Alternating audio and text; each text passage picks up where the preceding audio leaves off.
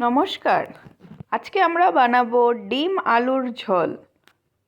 সবথেকে আগে আমরা ডিম আর আলুকে বয়েল করে নিব।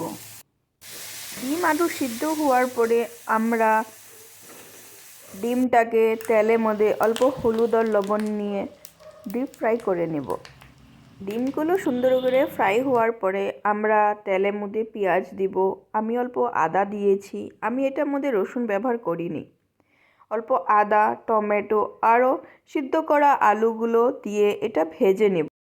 এগুলো যতক্ষণ ফ্রাই হচ্ছে আমি ততক্ষণে অল্প হলদি, মরিচ পাউডার, অল্প জিরা পাউডার, অল্প গরম মশলা একটা বাটির মধ্যে জল দিয়ে আমি ভিজিয়ে রেখেছিলাম। এই মশলাগুলো দেওয়ার পরে আমরা অল্প ভেজে এটাতে জল দিয়ে আমরা অল্প বয়েল করতে দেব। 10 থেকে 15 মিনিট পরে বয়েল হওয়ার পরে দেখেন এটার কত সুন্দর রং ছেড়েছে। এটা এখন আপনারা পরিবেশন করতে পারবেন।